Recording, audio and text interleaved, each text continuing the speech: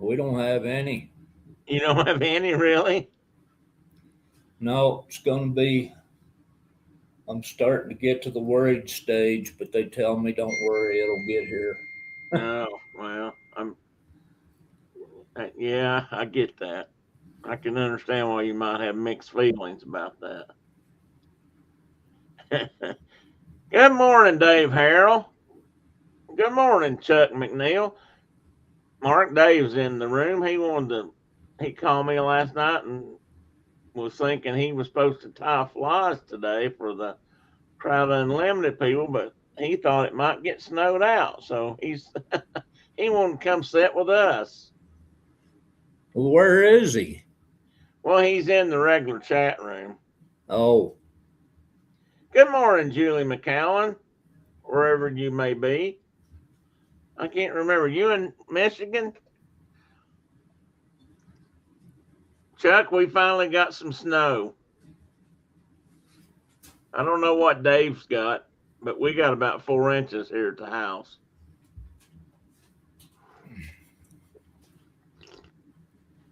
good morning, everybody. I had to wade through it to get in. Morning, John. Good morning, John. Are you getting any nasty weather from this storm, John, on the coast? I saw some places on the coast last night were getting hammered, mostly with wind, but some places were supposed to get a little bit of snow. Good morning, Maple Bacon. All the way from beautiful, sunny, warm, tropical Canada. That's right. Just a little cold air. Well, before we get going, I'm going to grab me another cup of coffee. Go do that. I'll be right back. Okay, we'll wait on you. Well, you don't have to wait on me, but I am going to get some more coffee. The John, last night I saw where Kill Devil Hills was getting. I know that's south of you guys and all, but I didn't know if it got up to you. Down around North Carolina coast, they were getting hurricane force winds, possibly, and potential snow over that way. But I don't think that. I doubt if that turned into much. But they were getting a lot of wind and waves washing over 'em, a lot of surf, a lot of wave action. It was getting blown up, and they were talking about it freezing. I was kind of curious if it did because that's sometimes those windy ice events like that get some amazing ice photos. Everything gets covered up with that spray. Maple Bacon is on standby for work. I'm supposed to start at 4 a.m. tomorrow morning. We're getting some snow coming down. Oh, 4 a.m. tomorrow morning. Whew. Ugh. I sure am glad I'm retired. When I hear things like that. John says they may get flurries tomorrow. Huh. Chuck says it's 9 degrees up there. It's about 15 or so here now, I think. It's supposed to be down to single digits here, though, either tonight or tomorrow night. I can't, like 7 or 9, something like that. Mike gets to drive a $200,000 loader. Oh, my. John says they're up to 15. Woohoo! Heat wave.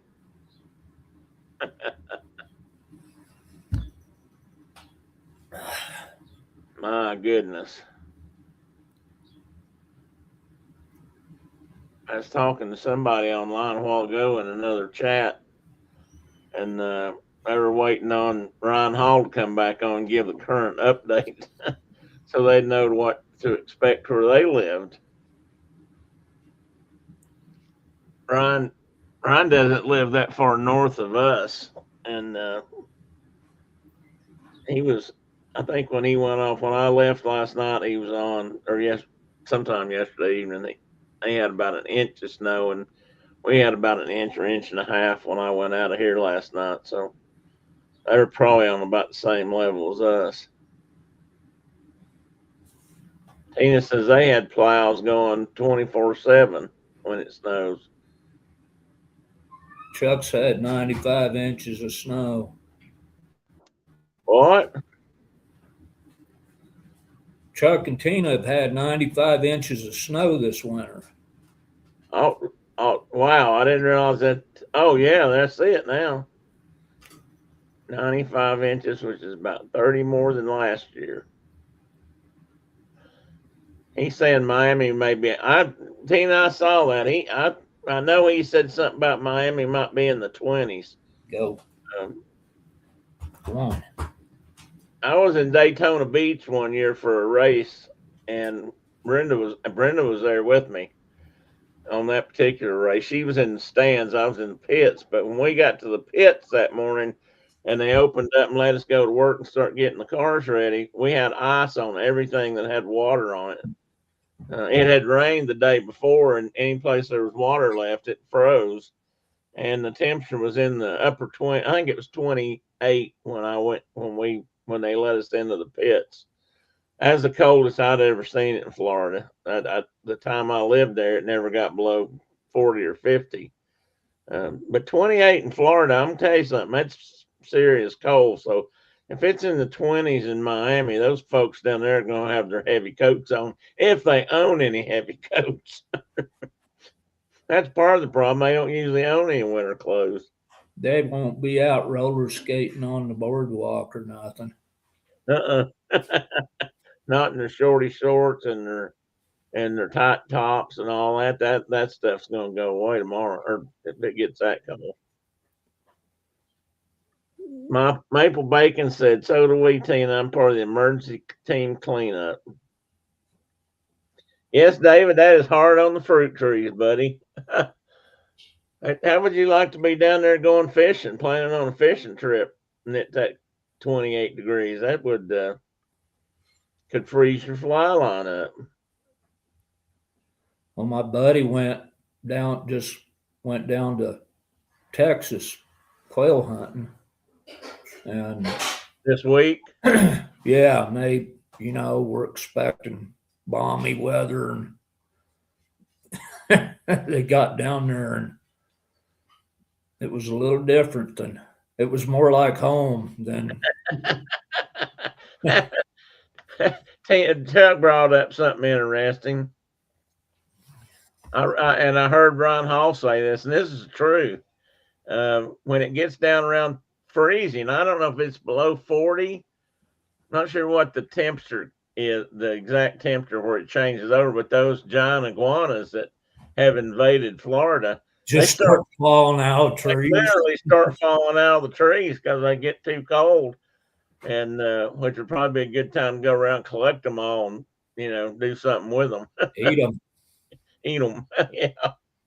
Well, that's what we need to do, and in the winter, that's what you and I should do. We should go down there and shoot snipe iguanas. Iguanas, because they actually pay people to do that.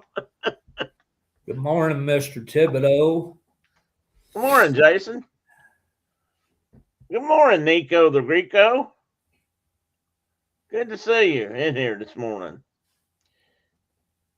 They are good to eat. Yeah, people do eat them, Tina. Some people they're like a white bird meat almost. Yeah. Tastes like chicken. Probably tastes like gator, and I've had a fair bit of that. And you just got to know how to cook it. I mean, the just about anything's got meat on the bones you can eat if you really. You can pretty much eat it all if you try. I mean, I've eaten a rattlesnake or two in my life, and I could tell you they taste just like chicken, but they taste. Well, I thought they taste better than chicken usually. Just exactly like a rattlesnake tastes. Just exactly like a rattlesnake.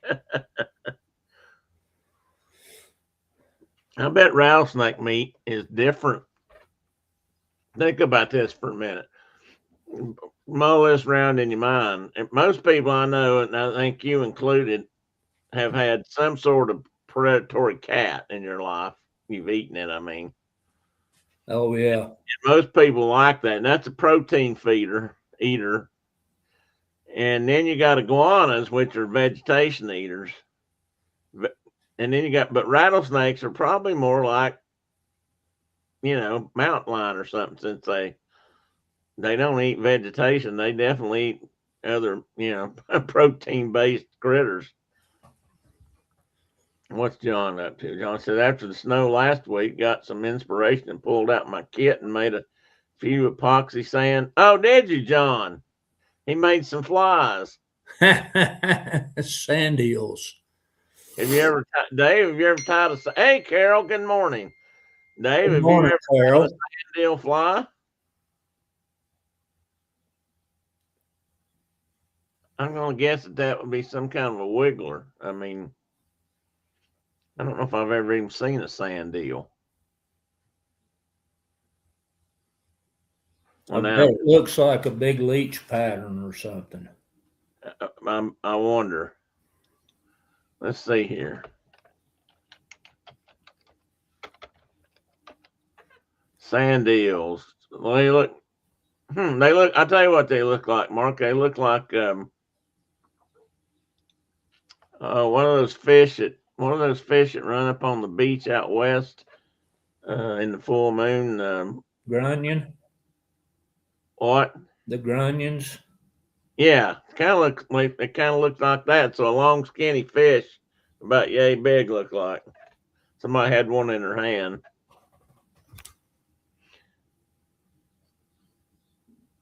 And John, what would you go after with a sand eel? Stripers? Smaller, about 4 to 6 inches, he said. All right, Dave, I expect to see you tying a sand eel fly here someday soon. Oh, Tim, I sent your link to a friend who makes flies. He watched and enjoyed it. Oh, good. His name's George. Cool. Thank you, Tina. I will hug him and squeeze him and call him George. Oh, I don't want to get the Dave limit. says he ties a needlefish, which would probably be kind of similar. Maybe John can tell us the difference. I mean, the pictures on them, I would say they're fairly close. Needlefish that I've seen are They, bonier. they look more like needlefish, look kind of like guards. Hey, Nico says he's about to put in. Says I'm about to be put in for the elk draw this morning. Good luck, Nico. What state, Nico? Because that might make a big difference on how lucky you're going to be. It's what? How many tags do they draw now for in Wyoming for elk? Do you know? I don't have a clue. I mean, he's in Arizona. We have places where it's unlimited. Yeah, but you also have places where they're hard to get, don't you? Yeah, we have difficult draw areas, but Dave said good luck too. Nico's in Arizona, or that's where he's putting in.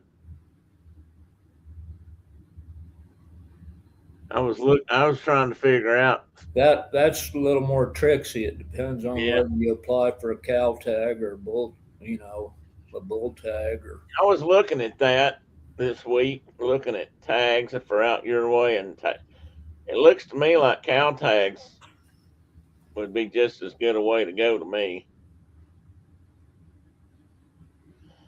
So so you're a state resident then? Yes, I've heard that. Some of the biggest elk in the country, I think, are in Arizona, haven't they been? I think up The the coast. biggest, The biggest. the Okay. biggest ever harvested. What is it? The White Indian? What is the name of that area? The White Mountain White Apache. Mountains, or Yeah. yeah. Nico says he's filled the freezer. That's good. John says needlefish lures are worked very slow retrieve and work great at night. Dark colors are best.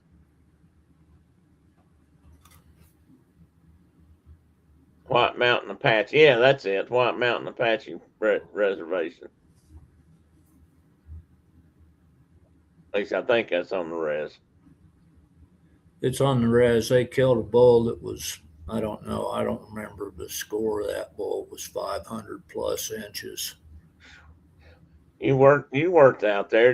Does the if you put in for an elk tag on in the Apache reservation, is it strictly through them or does it go through the state They people? have, no, they've got their own deal. That's what I thought. And you better have some serious moolah Denary. Yeah. denario. Well, you got to have fairly serious They denary. wouldn't let me trap blue grouse over there because it might interfere with the Elk season. elk season. Yeah, I was trying to get some blue grouse to put on the muggy on rim, and um, they did to reestablish a population, and they didn't want me doing it. One little old gal told me no, and that was it. He says you have to pay a native guide and give the meat up. Well, that's not too surprising. Kind of like hunting in Africa. Yeah, but we ate an awful lot of that too. So Well, I know, I know, but you do give a lot. You do give a lot of it up for the locals. well, when you kill like a buffalo, there's a lot to be given up. Glad you mentioned that. I was reading this morning. Not Tatanka, buffalo. I Boga. was I was reading or listening to a book, finishing up a book, and it was a capstick book. But he was talking about people hunting buffalo, and he was talking about he himself had killed. He said as a guide in wherever he worked, Kenya or Eastern Africa or whatever part of Africa he was in, they got to kill like so many buffalo a year for beef for the locals and their guides and whatnot, their bears and gun bears, such as that, and that was what he was allowed to take, and he had a certain amount of meat, I guess, he could take over the course of a year. And him and a buddy of his, another guy, decided one year he was going to, by God, try to take one with a spear. Have you read that story or heard that story? I have it. It's from, I think it's from Death in the Silent Places or something. Oh, then I have. I just don't remember. One of the last things in the book. And his guide said, "Yeah, that's right, sure you are." And he said, "No, seriously, I'm going to do it." He said, "I know it can be done." And he said, "Oh, I'm sure it can be done." But he said, the guy tried to talk him out of it. And he went to a local blacksmith and actually had a spear made to his liking. He said, "I want a blade this wide and this long, and I want it mounted to a shaft like such." And he said the common spear in that area was not. He didn't think the blade wasn't big enough, but the main thing was the way it attached to the shaft was a small, short haft or a tang that was somehow bonded into the wood. And he said he wanted something longer and stronger. And they made him. Blacksmith made him one, and he actually did go in and do it. But when he did, it got up. He said he got it through the heart. They proved that when he opened it up, so it would have killed it, but it didn't kill it, not right off anyway. And it came after him, so the guy that was with him had to shoot it twice with a 458 Rigby or something to knock it down. And he said, "Well, there you go. You got your buffalo." And he said, "No, that don't count." He said, "You had to shoot it. I don't want that." So I don't know if he did it again or not, but I can't imagine getting close enough to do that to a or to a Cape buffalo or mbogo. That that's that's just Well, mighty they're local. just there, man. You're walking around that all that thick scrub, and there they are, and it's like okay, what's going to happen now? Yeah. He said he got within. They turn and glare at you. Uh huh. Wow. That was Do I owe you money today, Mister Mbogo? yeah. How much do I owe you, please?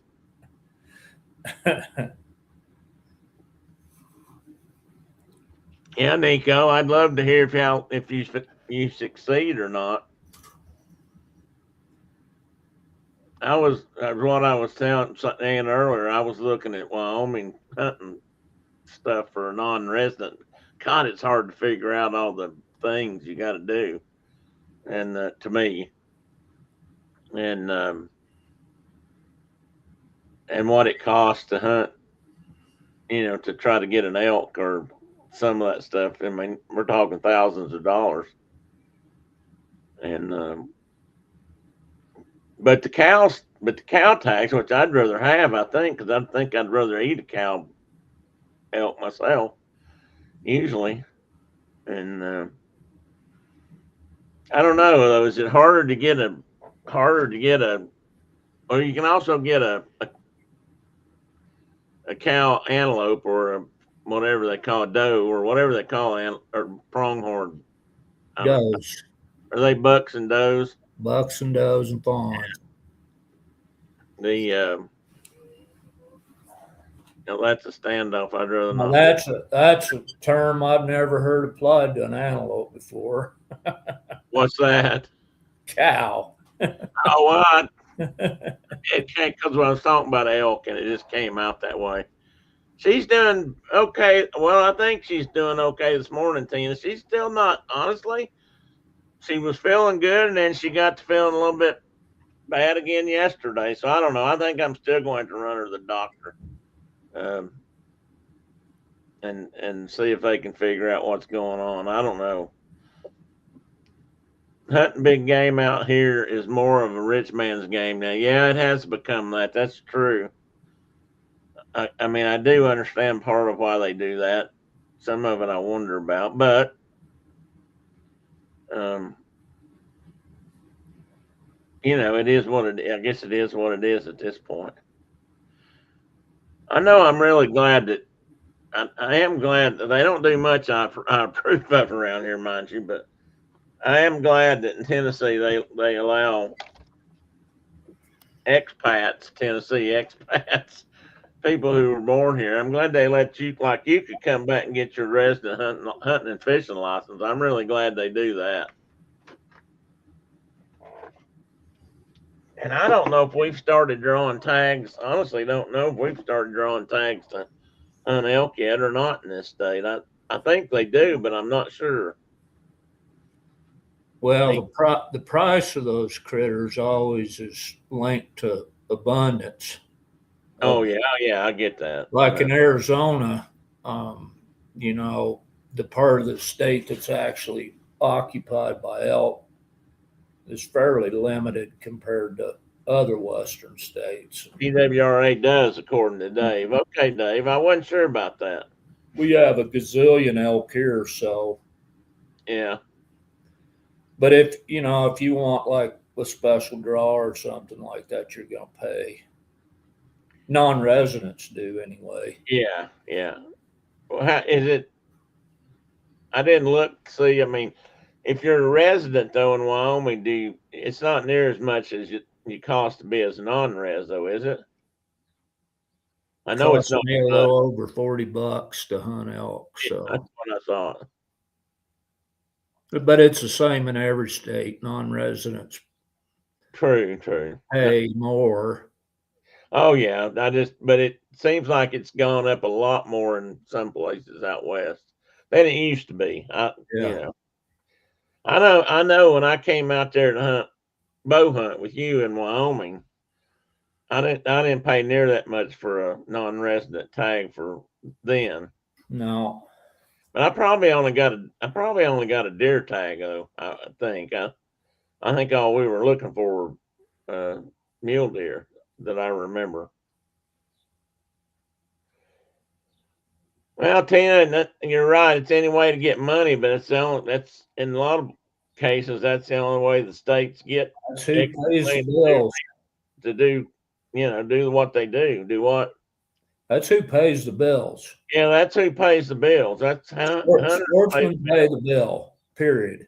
and There's that's nobody else. money goes straight back into that.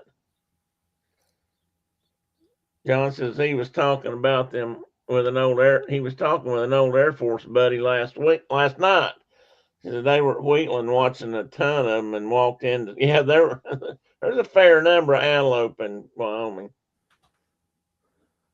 And rattlers, Yeah. especially around Wheatland. And what? I was a biologist over there for 11 years. Yeah, I know. What you saying, rattlers? Yeah, I got bitten by one I know you did. right outside of Wheatland, within 7 miles of Wheatland, That's one that got you in the heel, wasn't it? in the big toe. Oh, the big toe. Okay. Dave says you need a hunter education course in some states, regardless of your age. That's true. In Tennessee, you have to if you're born after 1960, I think, or 61, somewhere in something like that. I I think know I don't over have to have. January 1st, 1966, you have to have hunter safety, which is good. I mean, it's Tina, I might argue that point with you because my study of wildlife agencies around the country, most of them do when they're in the state tax system and they get their money through the general fund. They rarely get near as much as they need. If it wasn't for hunting licenses and stuff, most of them couldn't work. There may be lots of taxes on everything, but I doubt they get much of it. That's just not the everyone I've ever studied. That's not the case. If they didn't have other means, they wildlife wouldn't even be around anymore. In most states, in most cases, it's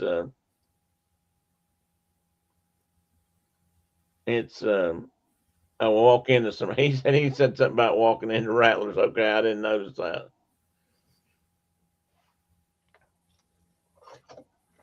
there's that man, the prairie rattlesnake density around Wheatland's amazing.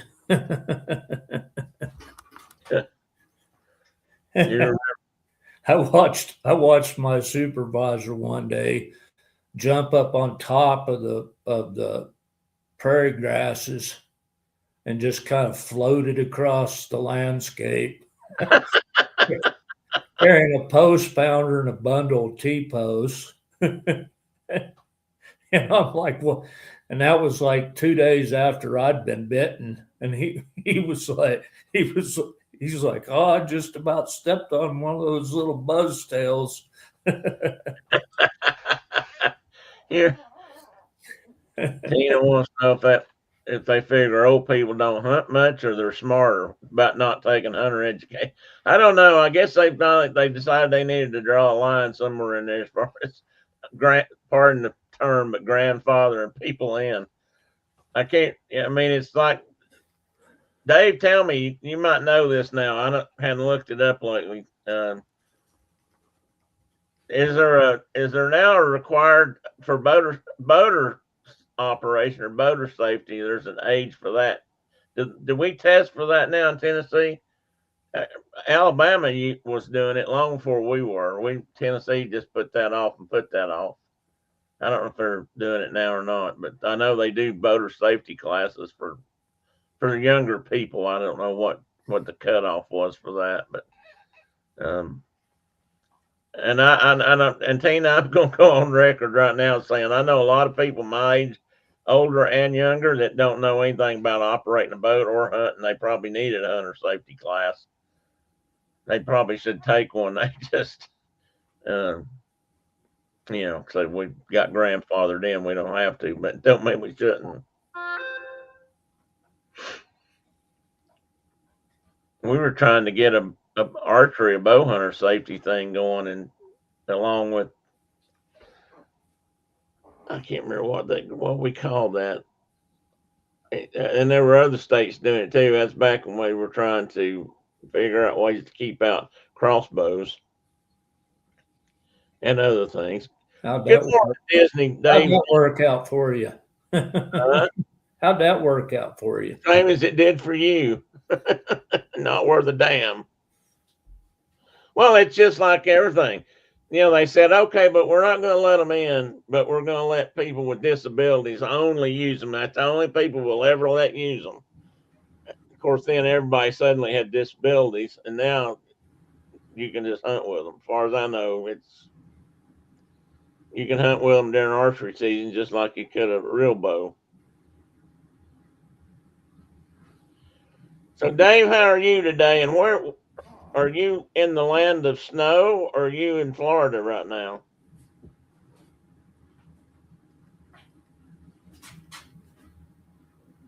Good morning, Diana. So I started out today planning on doing some black bear management discussions, and I just didn't get it done. So that's why. And then it started snowing, and I got distracted and just didn't get it finished. So I decided just to BS my way through it. And in Well, fact, you told me you weren't doing it, and I was going to go do something. oh well, you could have. You could have gone and done something. Well, I thought David was going to be on here. Well, Dave, he wanted to just come and chat and talk. I offered to let him come on camera. He said he just wanted to get in the chat. I think he was thinking he might not have anything to do today because the fly fishing class was probably canceled. Because when it snows here, we cancel everything because you can't get out in the snow. Well, my buddies figured out that, maybe Texans know a little bit more about driving in snow than they thought they did. They because they encountered that wonderful substance known as ice on the highway. We don't get ice like that, like under everything, Uh-huh. like you do in the South. It just doesn't happen. So It's a whole different driving experience. it's if there's one other vehicle on the road, you're gonna potentially that's what you got to worry about. Yeah, absolutely. You bet you do. Did I tell you last week at Nashville got 3/4 of an inch? Yeah, of Oh, just clear ice. pure ice. Yeah, I mean, my God. Well, Dave said we're working on improving the camera for fly time. Yeah, him and his buddy Chris. I think I got that right, didn't I, Dave? Chris has been working on getting some new cables. He's going to hook up a different kind of camera for Dave's fly time station. Well, there's Shannon O'Quinn also. holy buckets. Well, good morning, Shannon. Shannon said all boat operators have to have a boater safety course. Tennessee requires the certification if you were born after 1989. Okay.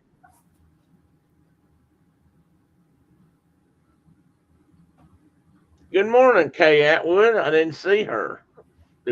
She must be in here though, because Dave is saying hi. So, Kay, tell me, did South Carolina get snow last night? That was being discussed that they might or would be. Some parts of South Carolina probably did. Even before we had much snow here at all, they were some of Ryan Hall's snow chasers were out, and they were saying that there were already trucks. There were some of the interstates in North Carolina were already blocked because people had run off the road and crossed the road and done all kinds of things that we do here in the South. What were you laughing about? Before you got all this snow. Did what? I'm just laughing about talk Tina and Chuck about snow. Oh, I know. I know. They got real snow. But for down here we got. I don't remember the last time. Shannon just said in Johnson City they have 8 inches, and I heard they were going to get up to 9 maybe. So that's pretty close. Shannon, we got about 4 here in Rogersville. And for Kids will just, be out of school for a month. yeah. Oh God, don't say that. Tina's laughing at you. Well, Before you got all that snow, 4 inches. Woo. I just got to tell it like it is, Tina. I'm sorry. I appreciate how much you guys got, and I know I laugh about it because we some picked people down here we know. live where we live on purpose, so we can't complain too much. That's right.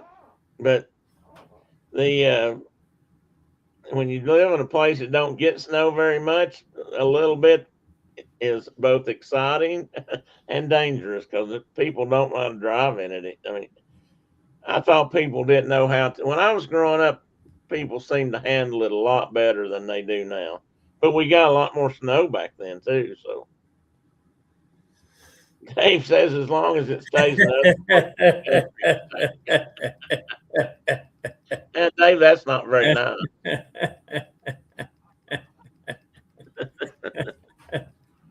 I wish I could say that about hot weather, but I can't. I'd rather have the snow as the hot weather. That's just me. And you don't have the equipment and the cars are different. That's true, Tina. Yeah, We it's kind of sporty when there's no highway department out there like plowing roads or. that was always a I big mean, they problem. don't have any infrastructure at all in So some you get states. down like the upper northern Alabama, which gets snow about as often as we do, which is not very often. Hell, a lot of those places don't even have a snow plow, much less a fleet. Mike's still in here. Mike, I'm in eating my Winnipeg, how many snow plows do you think they have? And he drives some of that equipment, so he may know if he's still in here. Okay, so we did get snow. It's still snowing. They're supposed to snow till 5 this evening. Well, that's kind of what it's doing here. It's just a real light, fine snow now, but it's going to add up some more. Well, in Wyoming, we say snow like meal. It's going to snow a great deal. So you got that little fine snow. That's Well, you know how it is here. Usually, when it does snow, it's that real thick, heavy, wet stuff. This is a lot fluffier today because of the cold weather. John said something here. I got to go back. His brother, who lives just north of me, he said text him that the roads are a mess. He had to go to Morristown. That's a tough drive from where his brother lives. His brother lives up here in the mountains north of me in Sneedville, near Sneedville. And that's nothing but mountain roads until you get down to probably 25 and head towards Morristown. And that's still probably not in very good shape. Our road looked clear last night. This morning, right now, it looked like it's packed down to a sheet of ice already. So I don't know if it's as bad as it looks or not. Okay, it's same here in Michigan. People should know better. What'd she say? We have snow dummies. There's the one who make things dangerous for regular people. The snow dummies want to drive crazy. The snow dummies, and I don't know what we called them here besides other things I probably can't say online. They think they can drive just as fast in the snow as they do when it's dry, which they can't drive when it's dry very well. And so they run off the road and they cause other people to wreck. And good morning, Mary Ellen. So how about Oklahoma? No, you guys aren't getting this storm though. I don't know if they got ice or not. They may have. Last Fort weekend. Worth and all that country got snow, so I would assume Oklahoma got snow. Yeah, but this storm right now it's hitting us. I don't think it got that far west, but they got the last one. I heard last night that there's still a lot of people in Middle Tennessee, Southwest Middle Tennessee. They don't have power. that still don't have power. Yeah. Yeah. Diana says, "Sure looks like the kids are having fun in the snow." Oh, Diana, here's the other thing that happens. Everybody and their brother has gone to whatever hardware store they can find or Walmart that might be open, and they're buying up every kind of sled they can find so they can go try to slide down the nearest hill. Because, it people don't have that kind of stuff anymore. We used to have them, but it used to snow more. And so now, if it snows at all, people run out to buy them, and pretty soon, none of the stores have them, and everybody's looking for them, and then it won't snow again for 5 years. We had an old like Edsel car hood That on, on works. on Pat McQueen's place. Man, could you get going in that thing? Yeah, car hoods work. We used to. I tell you and what, and tractor inner tubes back when they had inner tubes. we used. That's what we did when we would have a big snow. We would get out on truck inner tubes. And once you get the snow packed down, man, those things are a blast.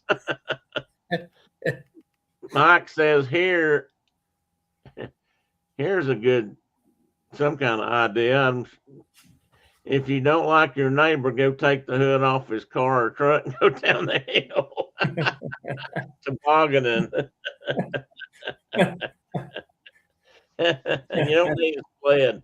Lots of stuff you can use around the house. That's true. You have to be creative. Cardboard works too. You can take a big piece of cardboard and turn it into a sled any day. Like I said, we used to like to use inner tubes. They worked quite well. Big Brenda can tell you about this. That big snow we had that year, and when we missed so much school. This is before you were in school, or maybe you may, or and we missed a month of school. And that year was bad. We had 30, 40 inches of snow, which was a lot for us.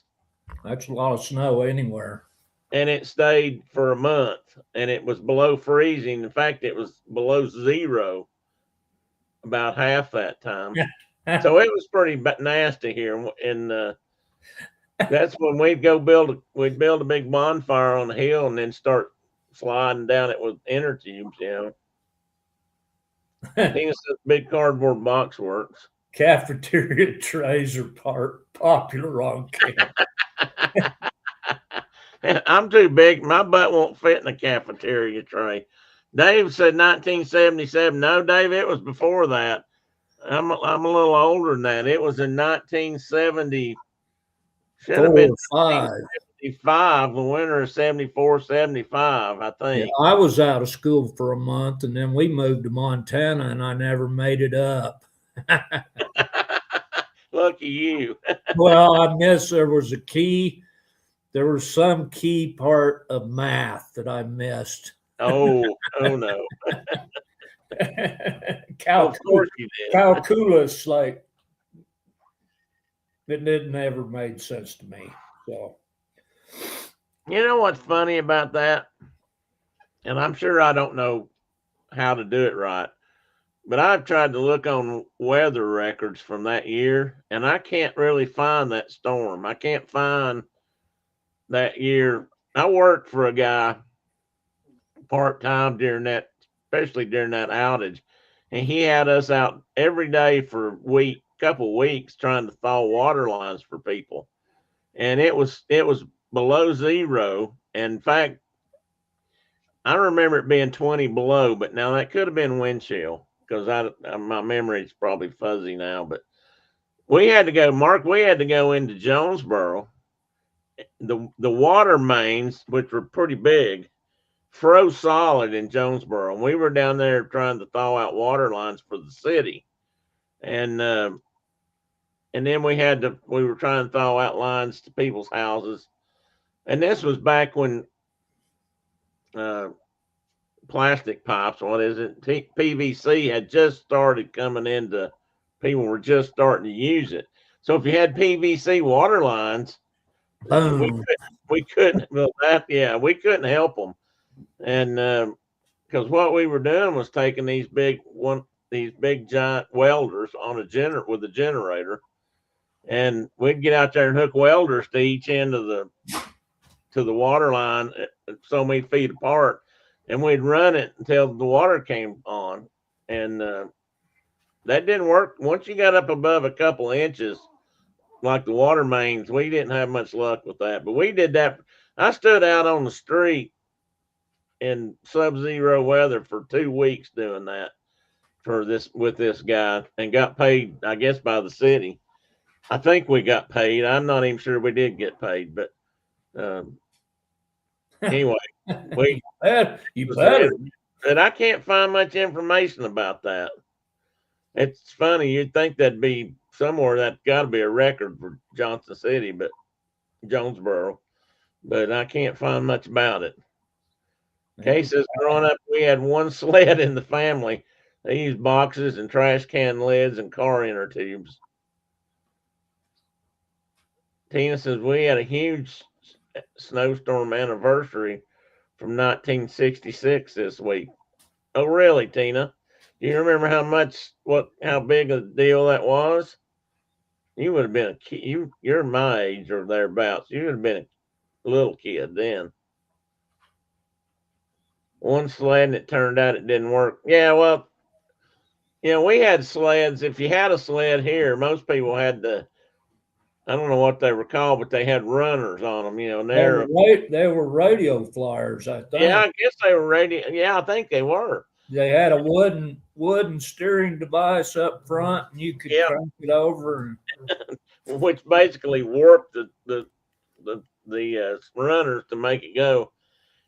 And it was, but if you didn't have snow packed down real good, they just dig in. They didn't work as good. I only knew one family that had an actual toboggan, long flat, like they have more in the northern area. Curled up front end, and you could put about 6 kids on it, and and that was the Maiden family. That Kent Maiden and his family were the only people I ever knew that had a toboggan.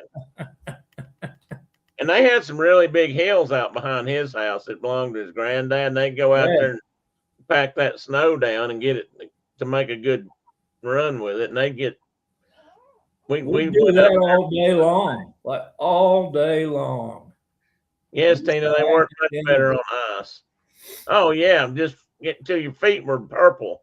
I mean, well, you had on your Chucky Taylor like snow boots. Well, you turn Chuck Taylors into snow boots by putting a bread sack over your foot. Exactly. That's what we did. Cotton socks, a bread sack, and Chucky Taylors. And you'd go in and you start peeling that stuff off, and it was all soaked wet. I used to trap muskrats just like that, wading around in the creek. I didn't know they made waders. Oh man. Oh, it's a wonder we survived.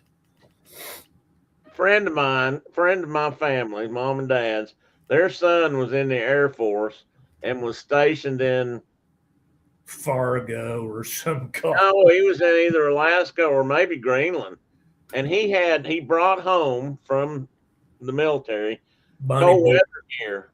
And he brought home 2 or 3 parkas that were military issue parkas. And I ended up with one of those when I was in high school. And that's what I wore when I was out working and doing that stuff and running. I had a paper route then too. And I had to get out in that every day. And I wore that parka, and that was the warmest thing I had ever owned in my life. And I thought that was great. Tina says, Wonder Bread and boots are good, and you're good to go. True up to a point. Or we wear those old green gum boots with the yellow bottoms.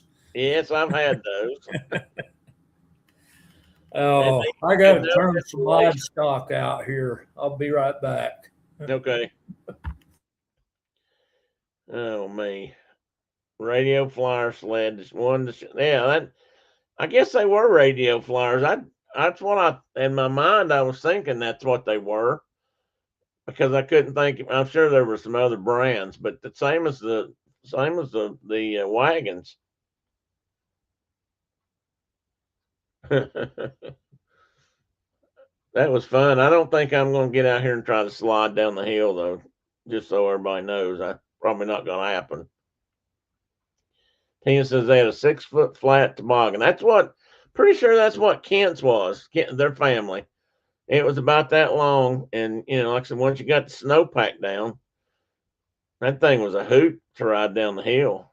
I always hated coming back up the hill though. And then I learned how to snow ski with some friends of mine. This was years later, and I learned about ski lifts and went to one place in southern Indiana and skied one time. It was called Paoli Peaks, which I thought was funny because there's no peaks in lower Indiana, southern Indiana, and they had a tow rope up and down the hill, which I thought was a hoot. I never had that either. And I always thought this is what we should have rigged up at the top of the hill. Nowadays, people use ATVs, 4x4s and the four wheel or side by sides and what do they call them? Four wheelers is what we call them around here. But that we can they pull back up and down. They pull up the hills with that and drag people back up so they can come back down when there's enough snow to do anything.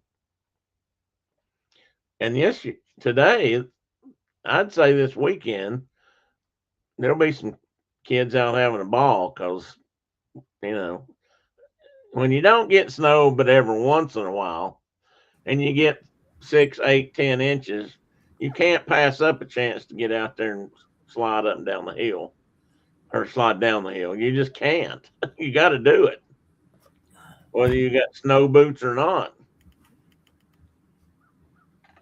And then I learned about pack boots, and I think I learned about pack boots from you and from you guys, your dad, because I never, again, that wasn't something we had a lot of down here. And a rubber outer boot with a thick felt wool type insert, and those things work pretty good. That kept your feet pretty warm too. They're great. I still wear them. Well, I was getting ready to ask you. I have pack boots. I can stick my foot in a stirrup even. So. Oh, you got some that'll fit in a stirrup? Yep. Oh my.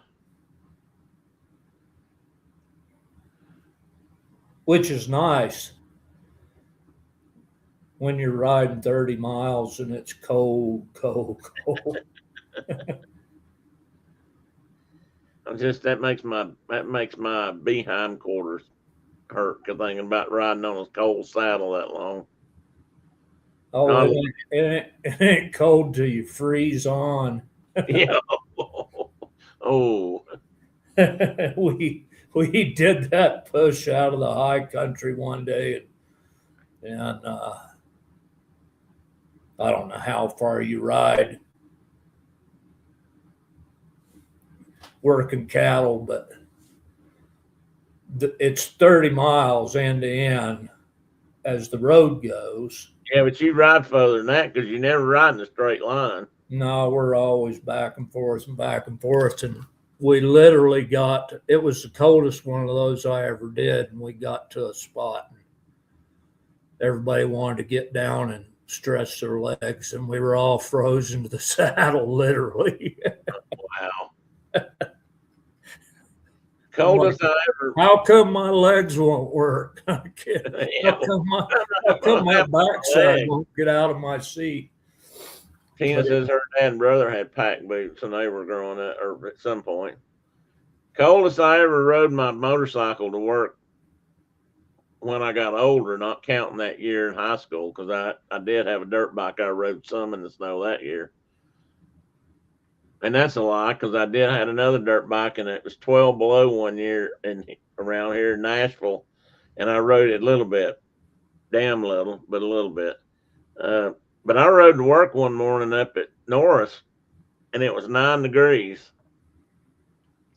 And I think that was the coldest I rode to work that year. But that was the year I rode every day, and I never missed a day. I never drove a car. I rode my motorcycle for a solid year, literally, except if I went somewhere with Brenda, and rode it to work every day for over a year. And so when it was 9 degrees, I just saddled up and had my warm gear on, and I have some electric heated gear that is made for motorcycle stuff, and I strapped it on and took off. And it wasn't near as bad, honestly. It was I survived it. But growing up, I didn't have that kind of luxury. They even make heated seats now for motorcycles, inserts. And the handlebar, I did have grip heaters on my motorcycle, so that helped my hands a lot. And My wife's Jeep has a heated steering wheel. oh, that thing's probably got lots. We got heated seats in our car, just happened to come with them. Didn't order them that way or anything. We bought something as was. But the one thing it does not have that I wish it had was a heated steering wheel. Well, I was like driving that thing when she first got it. And we were going somewhere, and I'm like, why are my hands like sweaty? And because my hands generally don't get cold, and I was like, what is going on here? Am I having a stroke or something? I wish I had a heated steering wheel. I don't like to drive with gloves, so I'd much rather have a heated steering wheel. Diane says heated steering wheels are so nice. Well, I'm going to be honest with you. Heated seats are pretty handy too. Well, and that's anytime I drive the wife's vehicle, I have to go in there. It's like I feel like I'm a pilot. I'm flipping switches and turning stuff off. And Yeah. But the cool thing about it is that each of you have your own side, so she can like fire up the furnace under her, and I can roll the window down. That's exactly right. And ours is the heat and air is side to side. You can control it, and the heated seats are separate. So Right. you can do all that stuff, and she like I said, she can be hot or she can be sweaty, whichever way, or cold, whichever she wants to be. Tina says her car has heated seats and heated steering wheel. We've promised ourselves we won't ever buy a car without them. We don't care if it has windshield wipers; it must have heated seats. Have company. See y'all. Thanks, John. Have fun. Be careful out there if the weather gets bad. Dinah says Mike keeps turning on my heated seat in the summertime. No, Mike, you wouldn't do that, would you, buddy? I've had that happen accidentally in the car, and it warms up pretty quick, and when. Yeah, but you could. I mean that. I always look at the little light panel thing, like, okay, they're on. Yeah, what's on, what's off. I'm sitting there sweating, and he's laughing.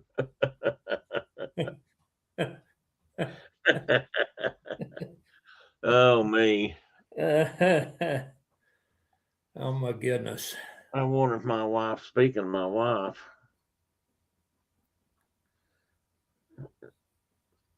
well, I don't know what is going on with my phone. I can't, my fingerprint won't open my phone. And I know I still got the same fingerprints. I checked.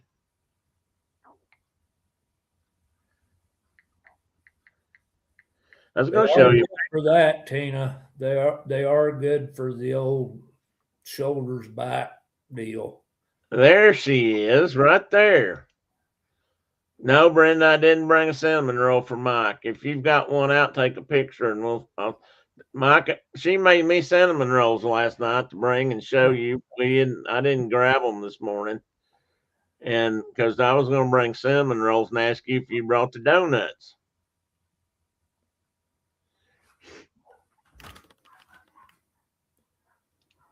but that part didn't happen. Oh, But we can take a picture.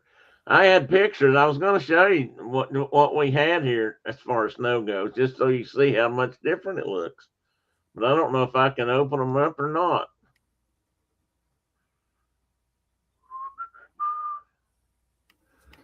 There, maybe they're right here.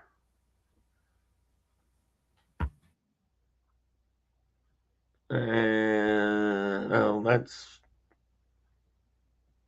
not last night. I don't think. My daughter sent me pictures. I'll have to show you on my phone, I guess. My daughter sent me pictures at her house. They had to show that they had snow. This is what it looks like outside our kitchen door.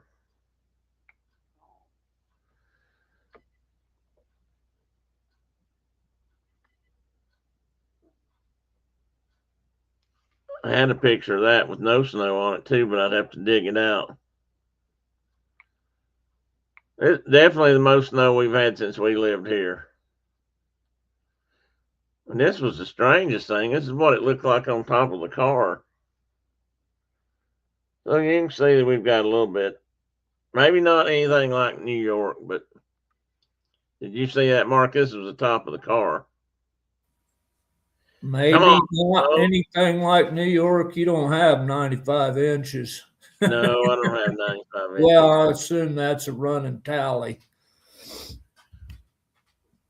Yeah, I assume so. I do. Well, hang on a minute. That's what the top of the car looked like this morning. Oh, yeah. I'm trying to figure out why it looks like somebody opened the door in the middle of the night. Maybe they did. I hope not. That year we had the biggest snow up on the mountains in the ski resorts. I can remember they were reporting that they had a base of 120 something inches that year. So, like up on Beach Mountain and whatnot, they Yeah. had a fair bit of snow that year. What is Tina saying? That's when you need it, right, Diane? Not when Mike, not when Mike decides you need it. Yes, she said that's a running tally. We have at least 130 by the end of winter. We'll have at least 130 by the end of winter. But that's pretty much normal for you guys, isn't it, Tina? I mean, maybe not that much, but a fair amount. You guys get snow every year. It's not like I said. It's not like down here where this is a. I hadn't seen this much snow in a long time. Unfortunately, to me, I like snow, and most of the time I don't have trouble getting out in it. But unless especially now. I mean, I've got our vehicle 4-wheel drive, and um, as long as it's like this, it's not icy. We can go pretty good. And then when you get past that, you got to think about all the idiots that are out there running. Like I said, think you can still drive 60, and knocking people off the road, running into If ditches. you're in Utah, they think you can still drive 100. Well, yeah. See, there you go. You got idiots out there too. Then, You've well, you've flown into that airport. Tina Gone. says that's why I said at least the way we're going, it's going to be 150 to 160. Yeah, you guys are getting a pretty big year. And Carol, how about you guys? What kind? That's a lot more I'd ever expect for Tennessee. What on this up in this end It of the used to state? be. Yeah, it didn't used to up here where we've got more elevation than the rest of the state. That didn't used to be a. This was kind of normal. And in fact, we'd have probably several of these kind of events in the course of a winter, but it's not anymore. I mean, I can remember being out in short sleeves at Thanksgiving and Christmas. Not growing up though, it was always colder growing up. I just don't remember it being this warm. And of course, surely it's not climate change. Anyway, that's another topic. There was there was the winter that I came up from Nashville for Christmas. And that was the year it was 12 below in Nashville. That was the warmest it got all day, was 12 below. And that was the time that that just as I was leaving work, because I was working that day, just as I was leaving work, the water pipe started busting inside the hangar. And that was I had to start turning stuff off. Mark, have you seen this cup? I can't tell what it is. Well, it's a great big meat bee. Oh, it is. In this picture, this cup, it's upside down. well, it's on the bottom of a hummingbird feeder, and your daughter took that picture.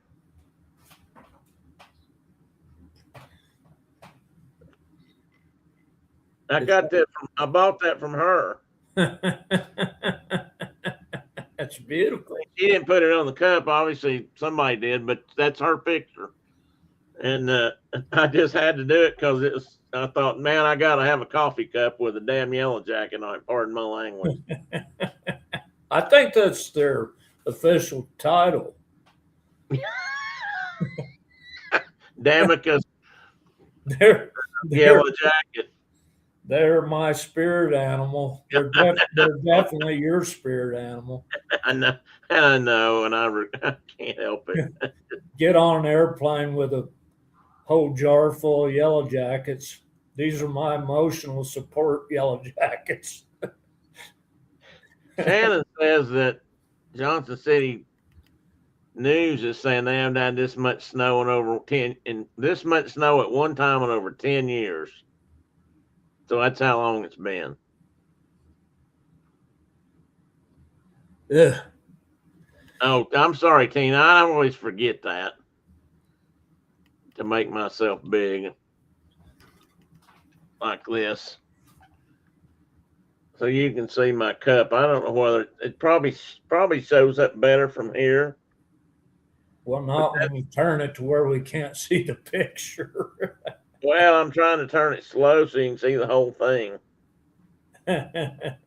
It's a really good picture of a yellow jacket. I mean, the company, She's a good photographer. Yeah, and the company she does that you can buy. I bought 2 prints from her for the. Well, I bought this cup through them back before Christmas, and I bought a picture of Ozzie and Harriet out front in the tree.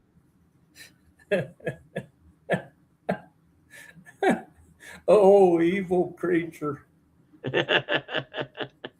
Well,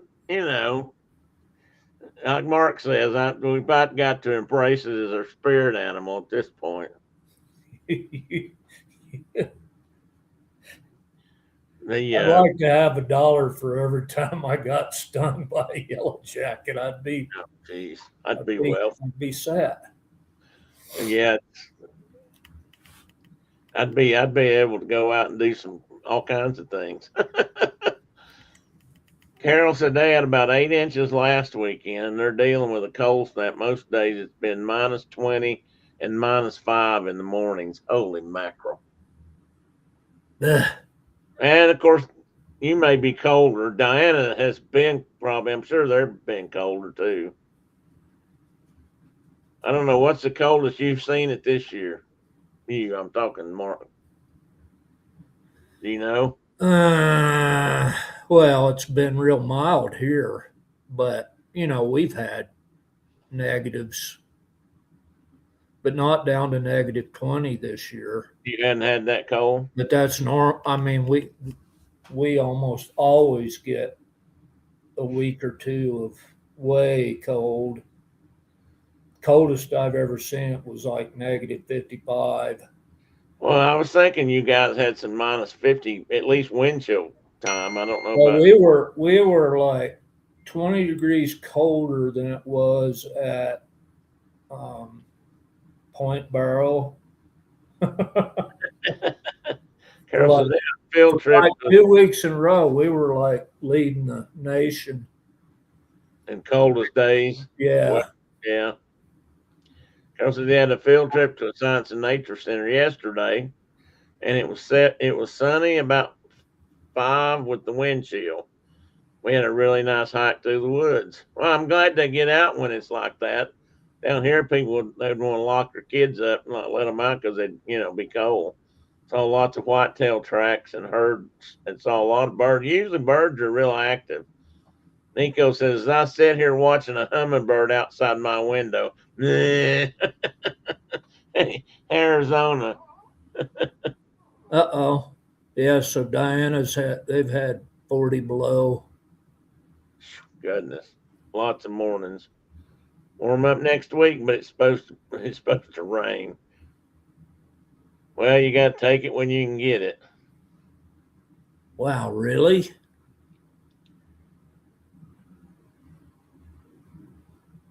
What you talking about? Take it when you can get it? No, about it raining, going from 40 Oh, yeah, below to, that is very unusual. So, Diana, do you guys ever get ice storms like you don't get ice like we do down here? I mean, yes, stuff freezes. You probably got stuff frozen right now, I'm sure. Rivers, lakes, and ponds, and all that. But I mean, you don't get freezing rain like we do you? Tina says she'd rather have cold than cold rain. I'd about agree there. No, roads are a nightmare. Mm. I don't know if I can show outside or not. I'm going to try something here. It probably won't show up. Well, I see. Well, I did. Yeah, it's just whiting out on me. Yeah, the the glare from above. So you have snow? Well, we have drifts that have been there, That's laying what I there was since the last big storm we had. Most of the ground is bare, actually. We're gonna be in real trouble if we don't get snow. Yeah, and you will need the moisture before it's over with. Well, I mean that 90% of our moisture comes in that form anyway, and Yeah, we live in an area that gets 7 to 12 inches of precip a year, whether we need it or not. So, um, yeah, yeah, it's going to be. They got all the ranchers are pretty worried right now. So yeah. I bet. I we're bet they going are. we're going to end up paying a lot for hay. I got a bad feeling. Tina wants to know that sunshine that she sees out the window. They've heard of it, but they haven't seen any lately. Yeah, it's sunshiny. Which, like the rest of the country, if it's a sunny, clear day, means the morning's typically colder, um, without a cloud cover. But anyway, we're gonna be hurting the other way around. Well, it'll be a big fire year. Mm. Well, that's not good. No, we're at 80% in my drainage. We're at 80% of normal in the mountains, but down here in the high desert, it's going to be dry, dry, dry. Wait a minute, back up a minute. You think they've had 80% of their normal moisture in the higher Up in country? the high country. Okay, now I got you.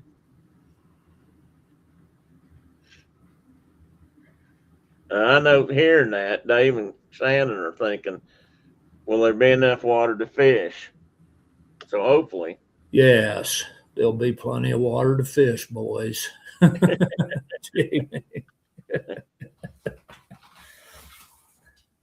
Tina says she'd rather have sun and cold than cloudy and warmer. Not warm, you understand, just warmer. More, in other words, less cold. I get that. I kind of understand that. Dave said, good deal. See, I told you he was thinking about it. Oh, I know. The Just bring your stuff and come bring out, your and stuff. we'll go fishing, and it'll be okay. What's that? There's a song about fishing. We'll go fishing. Bring it dun dun dun dun and fishing we will go or something. I'll have to remember that. It'll pop in my head here for long. Let's see. Oh me. What was I going? There was something else I was going to show and do show and tell. And do show and tell. You remember these, don't you? One of the greatest things ever invented. I got one hanging right there on the hook. These are wonderful. These are just. It I've had to deploy it this year. I haven't done that for a while, but I haven't deployed it to its full potential, but I have thrown it around my neck. I used to have something that actually had the instructions on all the things you could do with this. well, you can put it on your head like a stocking cap and wrap it around your face so Wrap you it look like around, you're a yeah, Bedouin camel herder. and you can put it right, just put it, wrap it around your neck, and keep your neck warm. You can, like you said, and it's funny because on the ends, it doesn't have any stretch. It's pretty secure, but you roll it up a little bit, and then you don't have any trouble at all pulling it right down over your head. And you can pull it down over your ears and then wrap it around, tuck it in on the other side. And I guess I don't know what all they use. The military had a lot of uses for it. I know that, and it's just a very nice, warm piece of kit. Here's all the military speak: scarf, neckwear, men's, wool, OG 208 class 1. And it even tells where it was made. It was probably a Korean War era. Yeah, that's what I figure. It's got a number on it, says 07. I don't think that's a size though. I think that's probably where it got something to do with the people they got it from, or the year it was made, but not wasn't made in 1907. I don't think. I suppose it could have been, but I don't think so. Do not twist or wring out dry on a flat surface away from heat. Do not tumble dry, it says. Hand wash gently in lukewarm suds. that's that's actually what the instructions are. Or dry clean, it says, but most of the time you're going to be washing it out by hand. I would imagine there were a lot of these warning, the Battle of the Bulge if they had them. I wonder when this came along. They wanted them. If they didn't, They wanted them, yeah. they didn't. The boys didn't show up there. They weren't, yeah, they didn't have the right stuff when they got there. Appropriate gear. I bet there's even a. Thanks, Uncle. I bet there's even a different name for this somewhere in the. If you really look at photographs from World War II, you see a lot of these though when they've got their wet, cold weather gear on. Handy thing. I used to have 2 or 3 of them. I think that may be the last one I've got. Nico said that's some good gear. It is good gear, Nico. I've got all Army gear that I've ever used surplus, because everybody knows that surplus is. If you're any Pat McManus, you know how good surplus is. All of it's not good. Grogan's War Surplus. That's where you did all your shopping. You could buy grenades and If you were real lucky, you get something with a bullet hole in it. black powder. I thought I had a McManus book on my shelf right here, but I don't see it. Must Tina, be. I agree with that statement 1,000%. Do what? I said, Tina, I agree with that statement 1,000% that Oh, wool is much better. You can soak it and still stay warm enough to live. there's a lot of new stuff that is good and probably Yeah, they've better. come out with some amazing stuff, but like the best long handles still are made out of like merino wool. Yeah, but wool is really hard to beat, and like Mark said, can get wet and honestly still keep you pretty warm. And Nico said, "Yeah, military grade is usually garbage." Well, like somebody told me once, you got to always remember that the military stuff's always made by the lowest bidder, which makes sense in some ways, but didn't always make sense on quality. I remember when we had them green wool blankets and somebody came up with the bright idea to make moccasins out of them and put a leather sole on them. We could wear them around camp when we were deer hunting. And I made a bunch of I center, think I've got a pair of them. I made a bunch of center seam moccasins or something out of them, and they smelled so bad after like one day of wearing. You basically had to burn them. True. But I remember having a pair. I was trying to think. I've got one of those old blankets. I've got one of those old blankets folded up here somewhere. Um, you may not remember this, but Ken Sylvie had some of those of old ones that I don't know if he brought them on. Might have been navy blankets actually, which are a different color. And Great. Brenda made him a capote out of them. Yeah. Brenda, do you remember that? God, I miss it. What a good guy he was. And Yeah, they don't make them much better than that, gentlemen. no, they don't.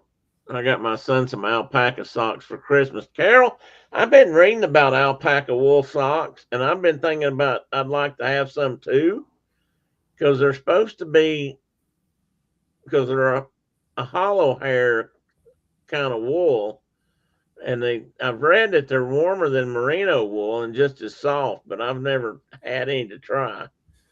Brenda doesn't remember making that coat for Ken Sylvie. Oh, poncho liners might be the best piece of gear. What Nico, I have slept all over this country wrapped up in a poncho liner.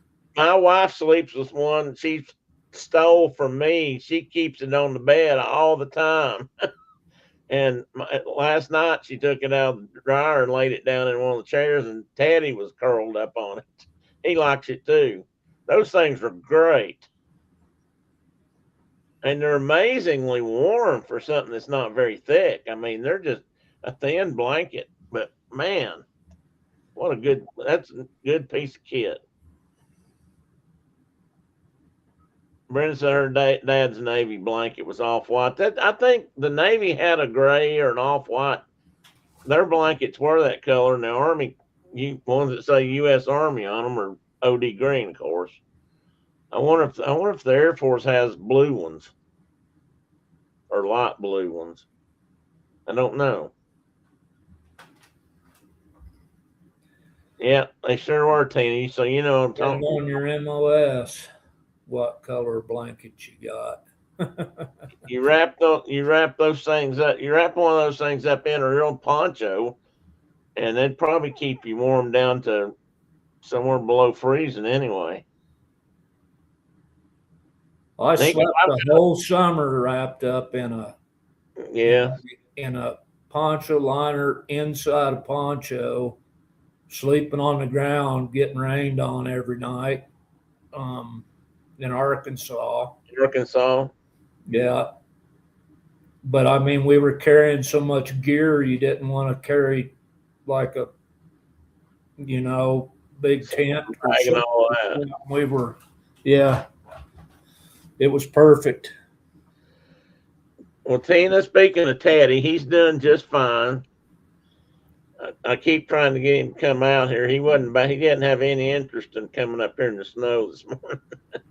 Although one of his friends was out here patrolling the area during the night. His tracks led from the house, the library, down to the car and then back up around the house. I'm pretty sure that's what it was. I didn't get down and look at the tracks that close, but I'm sure he was hunting mice around the house, unless he was just looking for a warm place to sleep, which I have this funny feeling might be under my porch out here. Yeah, somebody dropped us a batch off, apparently. Oh, did they? Yeah, I'm going to have to. You have that problem from time to time. You will. And I don't mind if they earn their keep a little bit, but I don't like it. They need to work on the English sparrows. I wonder if there'd be any way to convert cats over to sparrow eaters instead of bird. I mean, Well, they'll eat them, but they catch natives too, and I don't like that. Or my rabbits, I don't like that either. I must have done something to my thumb. There it went. You must have done something to your thumb. Well, it's my fingerprint. It won't read my fingerprint right now for some reason. Oh. Well, look what Brenda sent me, Mike. If you're still on there. There you go. Big old cinnamon roll. Only and one of them has frosting on it.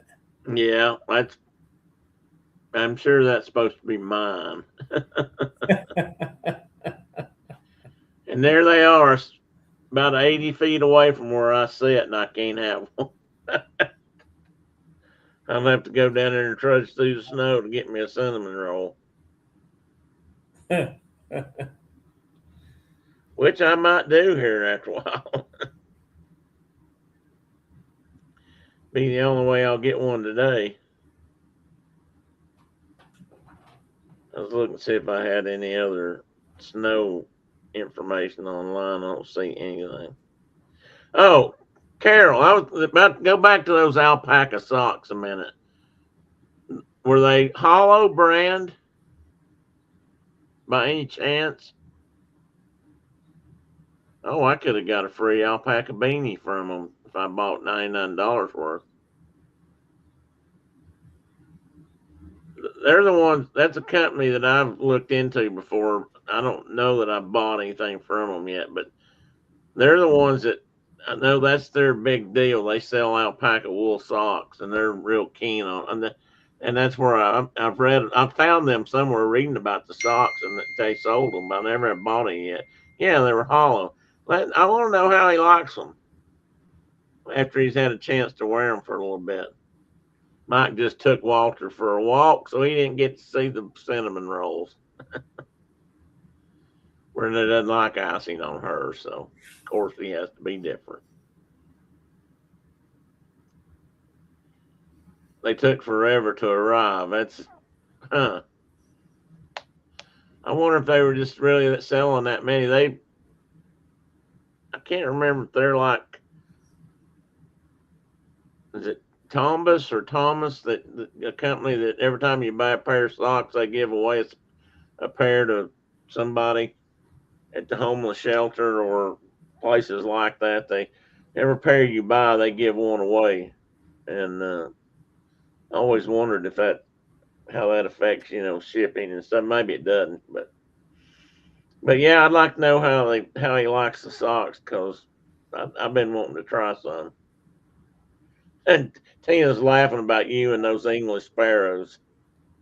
Well, I'm looking outside right now, and I've got the feeders full, and there's, I don't know, conservatively 150 of the darn things under my feeders, and 0 native birds. I don't know if they started out like Etsy or not, Tina. Not sure about that. That's a good. You've got a perfect example of what happens when a native or non-native species takes off like English sparrows, and they've almost totally displaced all your native birds. I mean, like right now, you normally would have some native stuff out there, and it's all English sparrows. I Yeah. guess you might as well call them native now, but they're not. Doesn't mean we have to like them. No, they're real messy. They make real messy nests that cause fire hazards. They eat probably 50% of my chicken feed. Hang on a minute, my nose is itching. I've declared jihad on them several times, and it seems like the harder I work on them, the more they produce. I don't know. Well, I'm going to have to declare jihad on mine this year because You this. need to stop them if there's just a few of them. Well, I didn't stop them in time because they went from 2 to about 400, I think, in the course of the summer. They they were they had a nest going literally all summer long, and Well, and they like lay a clutch of eggs, and then just a few days, those chicks have emerged, and and away they go, and they just and, keep it up and keep and it they up. just keep laying eggs. They're not like a lot of native birds. I mean, a lot of native species will double clutch or so to speak, or lay multiple clutches in a year, but usually not more than a couple. I'll guarantee you those SOBs laid it. I bet they laid at least six clutches of Yeah, at least. spring. I mean, it in a box that I put up for bluebirds originally. Um, Oh yeah, you definitely yeah, need to I got to work on. burn their village. They're And not saying, we have so many outbuildings in the barn and the eaves under the house. It's all perfect English sparrow nest building structures, and okay, well, I'm learning about hollow socks. Somebody had a Steinmart store. Actually, I've never seen them on a shelf. They had them up for 20% off. They were irregulars. I don't care if they're irregular, as long as they keep my feet warm. well, But Carol and Tina, I wish we had chickadees, and we don't have cardinals. Well, we have a few cardinals in the state. Eastern Wyoming gets them, have them all the time, but we do have jays of various species, but when the English sparrow numbers are as high as they are right now, nobody really. I mean, we get magpies that come in and hit the soot feeders, and maybe that's because they're just a lot bigger bird, though, than them. yeah, I mean, they're 3/4 the size of a crow. Yeah. We have some pileated woodpeckers. She says they're the rats of the bird world. Yeah, Kind of are. house sparrows are definitely that. Yeah. Carol says she No, has. we went when we went to Africa. They were there, and I'm like, well, maybe they're native here because they have a lot. They have tons of beautiful weaver finches that English sparrows are part of that group, Yeah. and the the I started seeing a few English sparrows when we were, out and about, and I asked those guys, and they're like, no, they're not native here either. They just, arrived. Damn limeys probably took them down there. Wanted to turn them loose somewhere in South Africa so they'd sing around the house. Oh, it was. They don't even make a pleasant noise. So if they at least could sing, but Carol, I've never seen a brick and mortar Sierra trading store. That's interesting. because I've seen some great deals through Sierra Trading. Bought a few things. Oh, Sierra Trading Post. Huh? You never been to Sierra Trading Post? No, I've bought stuff offline from them, but I've never We seen an got one in actual store. Cheyenne, one Casper. Wow. Apparently, Might have other ones. There. Oh, I think there's one in Rock Springs now that I think about it.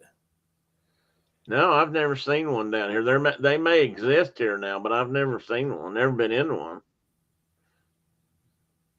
The closest we ever got to that was a Woolrich store, and then maybe a like an Eddie Bauer shop. I can remember when they first showed up around here.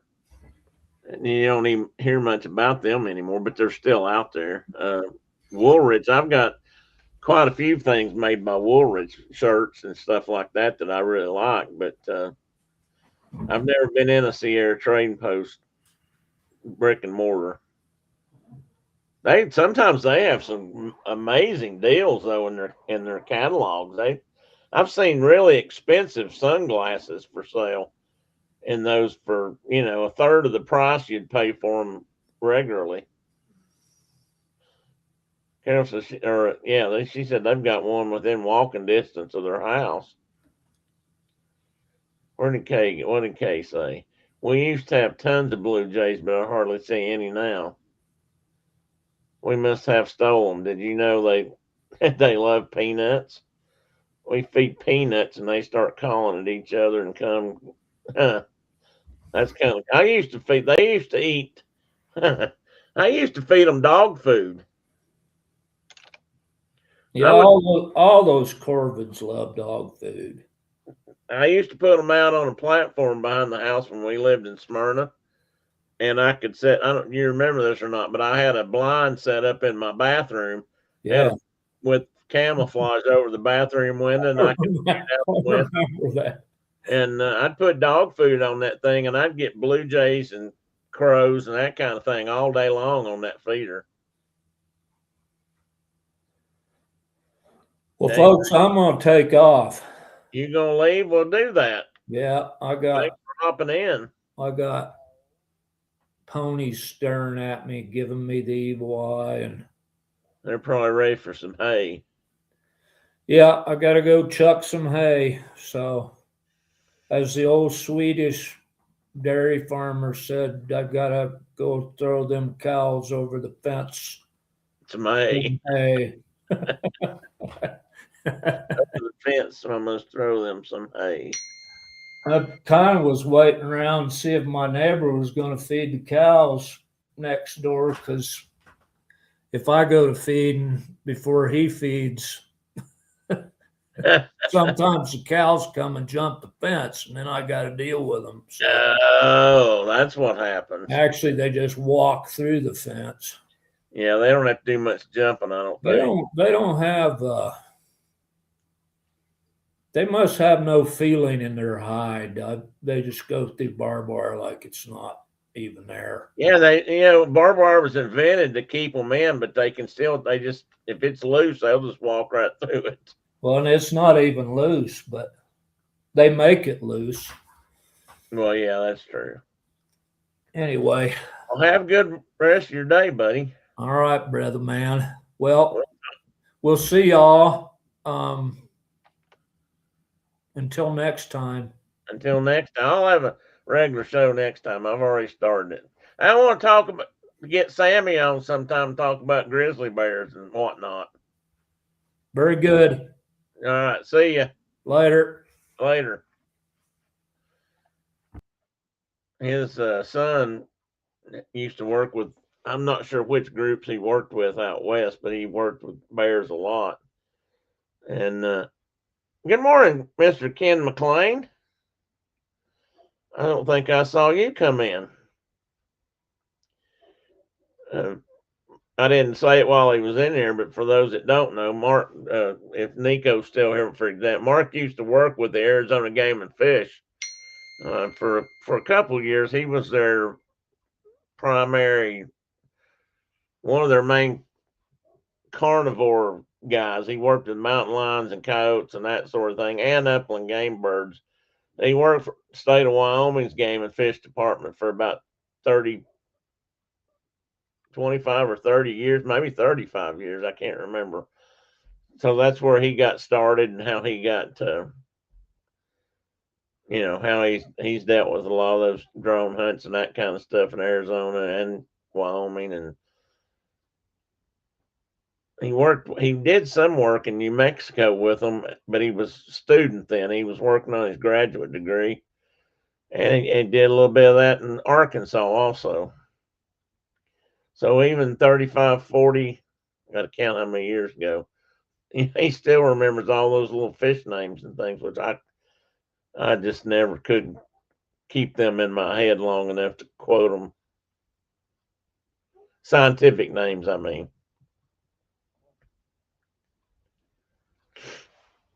Oh, me. Yeah, I apologize, guys. I meant to have a more formal show today, and I will probably will next week. I had a show started. I was putting one together. I wanted to talk about black bear management some in the country and different states and show population increases and decreases and that sort of thing. And I want to get his Sammy in to talk about bear management out in Wyoming.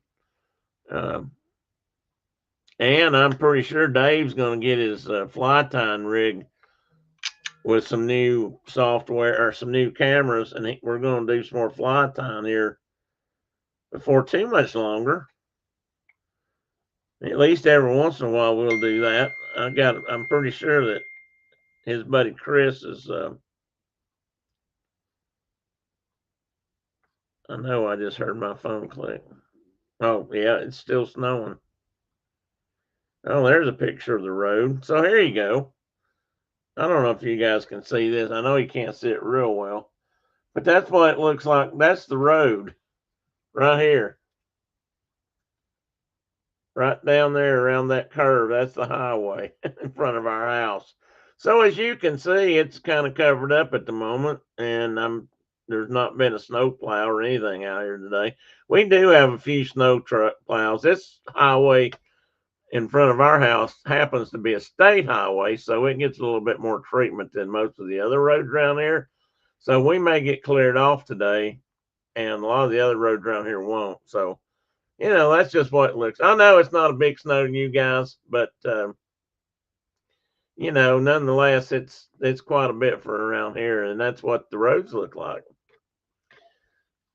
That's a pretty good picture, Brenda. You must have taken that from the. You must have been standing on the front porch of the kitchen. Well, here's one more. I'm trying to think of the angle. Oh, this is across the road. That's over here is where all the dogs live. That's where the the folks that foster the dogs for the Humane Society and stuff up here. That's where they are. All good. I'll make a note to myself when I sign in at the start. Enjoyed being on. Thank you, Ken. I appreciate you coming by. I really do. Means a lot to me, and we'll be doing some more stuff with fishing and fish gear. Um, I just didn't get my show put together this week to my satisfaction. For us, you guys have a lot of snow. That's right, Kay. For us, we have a lot of snow. I mean, and sadly, it didn't always used to be that way, but it is now. So, and fortunately, we don't have to get out and do anything, so I'm not really worried about it. And it hit on a weekend, so I'd say school will be back going Monday, so they'll probably have everything cleared off by then. But I'm not sure it's going to do much melting between now and then because it's supposed to get colder. The last time I looked, watch it make a liar out of me. But the last time I looked, seems like tomorrow, by evening, it's supposed to be down in the teens. And by in the morning, it's supposed to be 8 degrees here. So we'll see if it makes it. If it does, it won't do a lot of melting. But Tim, do the fly tires have any content for their own channel? We can share them out if so. I don't know, Tina. I'm sure some of them do. But yeah, if Ken, if you tie online or if you have a channel, let me know. Or uh, we can post your link in the. We can post it in the, and you can. I don't know if you guys can send me a text. If you put it, if you try to, I don't think it'll let you put it in the content, but if you send it to me or tell me what it is, we'll find it. And now that I'm retired, I intend to start a channel. Oh, good, Ken. If you do, let me know. We'll certainly be checking it out, and we'll. And he watches Savage Flies right now. That's somebody I haven't watched. Since I started talking to Dave and them about this, I've been looking into that more and more. Um, it's fascinating. I mean, and how much it's changed, I think, since I first saw people tying flies is amazing. Yeah, but if you do send me a link or send me a note I'm on the, I have a Facebook account and I have Instagram if you want to send me an or a message, a DM or whatever they're called now. Send it to me, send me the link and I'll be glad to post it and, spread the word. Those small content creators got to, support each other.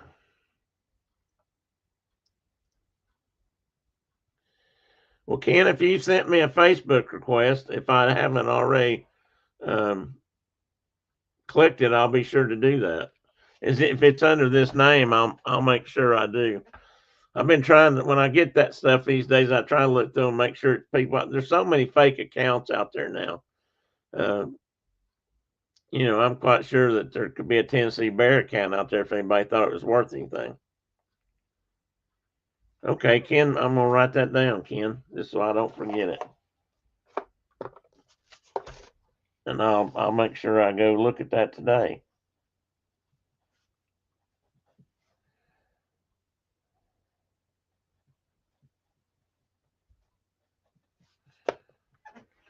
Brenda said it's 18 degrees right now here at our house. Is that what the weather tells us it is, or is that what you're seeing on a thermometer? Yeah, actually, the weather at the airport, it's 15 degrees. So I think it's dropped since I got up. It says our high today is only supposed to be 22. And we may have already had that.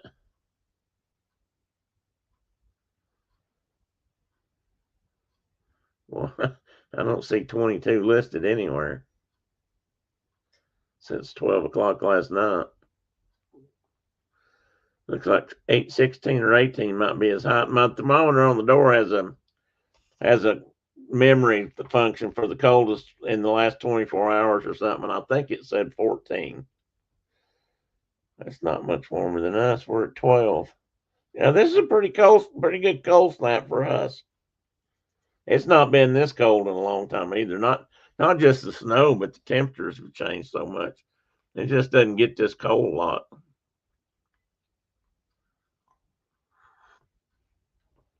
Guys, hang on just a minute. I'm not going, my picture's going to go away. I'll be right back.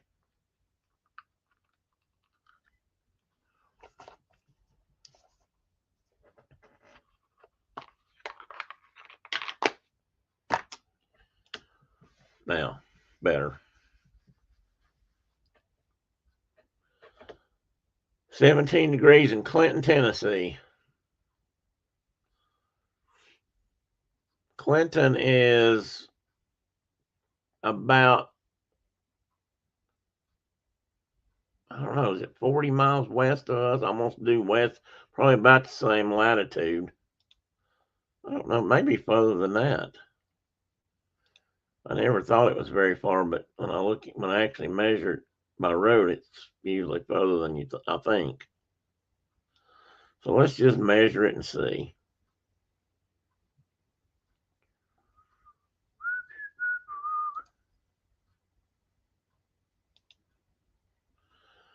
Okay, I'm going to go to Clinton.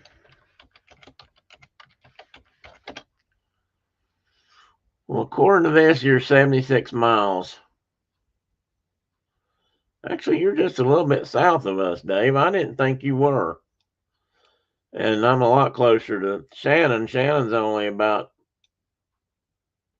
I don't know, I can get to where Shannon lives probably in 30, 40 minutes via the highway. Because there's actually an interstate that runs more or less between here and there now. Although there might actually be a shorter way by another road. Brenda's mom lives in Johnson City. The rest of her family, my family did. Or my mom and dad did anyway. My brother lives near there. He lives in Gray. And I've lost there it is. I lost my StreamYard. No, I am frozen. Oh, am I frozen? Huh. If I'm frozen on your screen, try to hit the refresh.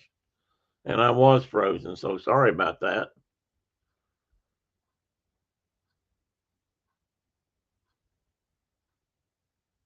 I'm frozen again. There we go. Huh. Well, I don't know, Tina. It's or whoever said that. It's Diana. It is. I do seem to be going in and out this morning. That's unusual. I think you guys have to tell me, but yeah, it's stuttering. I see both views. I got the StreamYard view, and I've got the YouTube feed. And that YouTube feed is rather choppy. Huh. I wonder why. Let me check my internet connection.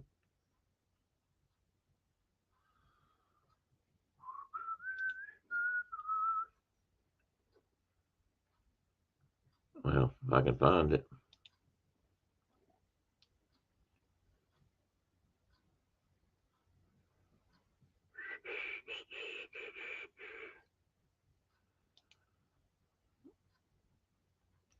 Dang it, where's it at?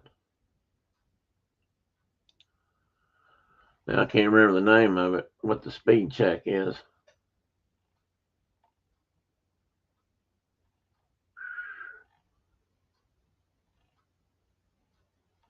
Bear with me just a second. Now that I want to look, I want to see what it's doing. Of course, now that I want to know it, it probably won't show me, or it'll probably work okay.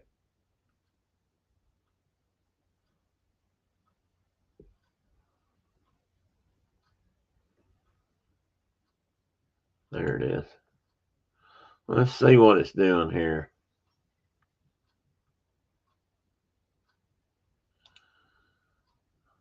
Well, I have to hit go. Oh wow, it is bad. My internet connection is really, really slow right now. Let me try something. I might know why that is.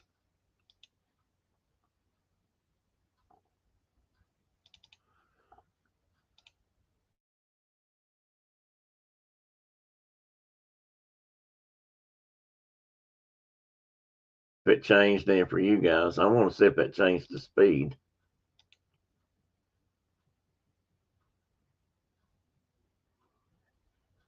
Oh yeah, that made a huge difference on my end, and we'll see if it makes a difference on your end. Oh yeah, go go go, baby, go! This internet that I've got right now is the best I've ever had. I'm maxed out on. That should be better. You guys tell me if it is. I'll get turned back on and see what it looks like on my end. But hit refresh once and see if that don't improve a little bit from what it was a minute ago. It should be working better. I can't swear for it. What did I miss there? We'll see if it stays better. I hope it is. I know why it was doing that. I had my VPN on, and it was probably going through Denmark or someplace.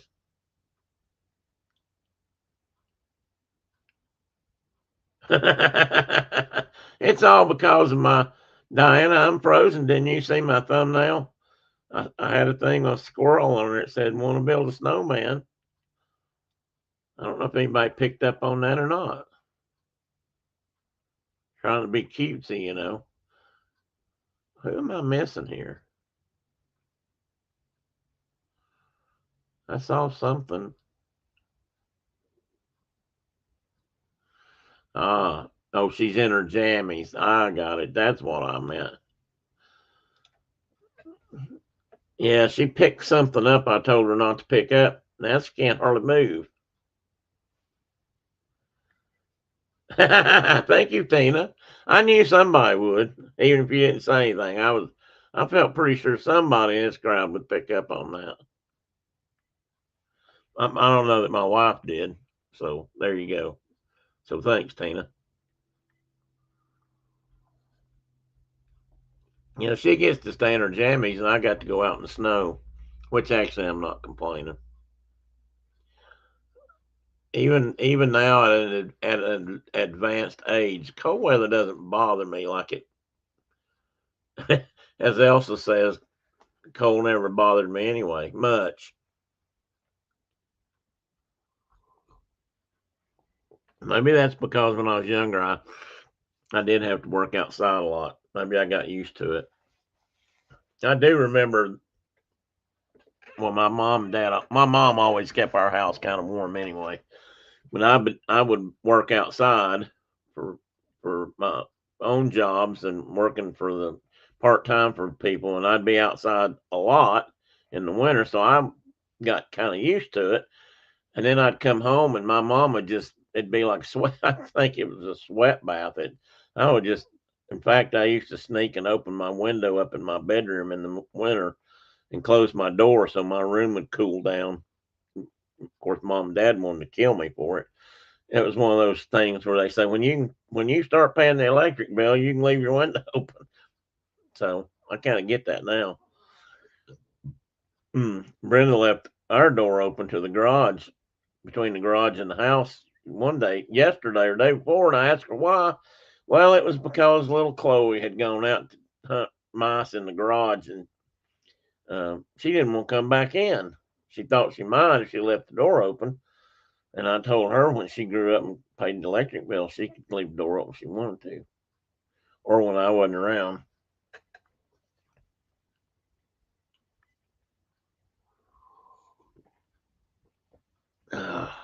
Mm.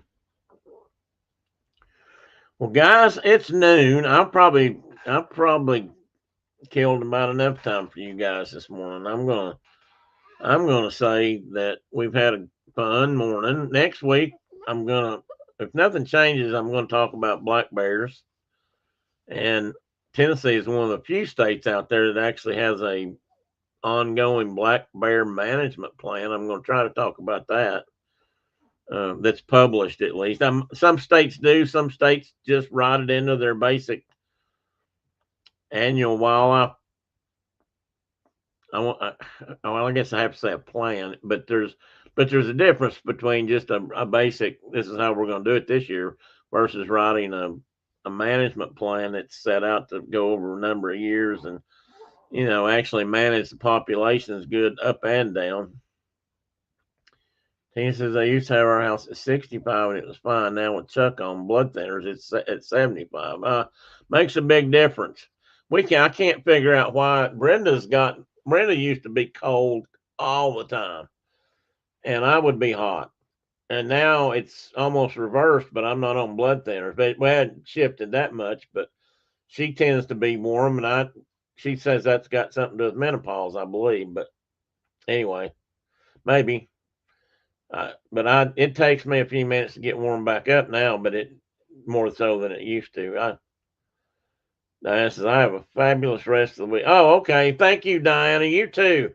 And Mike, be careful out there. Tell Mike I'll be thinking about him at 4 o'clock in the morning when he's out driving. He can send me a text at 4 in the morning if I'm still awake, which sometimes I am. Tell him I'll send him a note back or call him back. Personal summers are a thing. Yeah, I believe that, Tina. I would believe that. And I try to be sympathetic. Don't get me wrong. It's just when I tell her, because she used to fuss at me about it being cold all the time. And now she fusses at me because it's the other way around. So I have to give her a certain amount of crap over it. Yeah, thank you, Mike. Let me know because at 4 a.m. the donuts ought to be good and fresh. You should have plenty available at 4 o'clock in the morning. I bet my donut shop, if I had one, it's hard to say. They might have lots right now or none because they may still be at home. They may not come in yet today. I think that depends on if their road looks like mine does. They're probably sleeping in too. Anyway, guys, Dave, Shannon, thanks for coming in. And both of you guys tell me if Dave mentioned getting together on Monday evening. Shannon, if that's good for you, let me know which Monday. I'll get with Mark and I'll set something up and we'll do you guys and Mark and I can talk about next summer's fly fishing trip or this year's fly fishing trip, and that'll be a lot of fun. So looking forward to that. And so just let me know when, Dave, and we'll get that going. And Mark's available most evenings. I'll find out if there's a day he is or isn't, or what time might be good. And since he's 2 hours behind us, it kind of changes what he may be doing at that particular time, like feeding horses or something. But if we plan it ahead, he'll be good. Chuck is waiting impatiently for April when maple bacon donuts are featured at the bakery. I'd really like to have a maple bacon donut right now. That sounds really, really good. All right, guys. Everybody have a great weekend. Be safe if you're in bad weather. If it's normal weather for you, be safe anyway. Okay, us folks down south and folks in Florida where it's supposed to get cold and maybe snow a little bit too, I heard. Um, be safe, be careful out there, and everybody have a good time. Hopefully, I'll see you next weekend. We'll talk about black bears. Bye bye.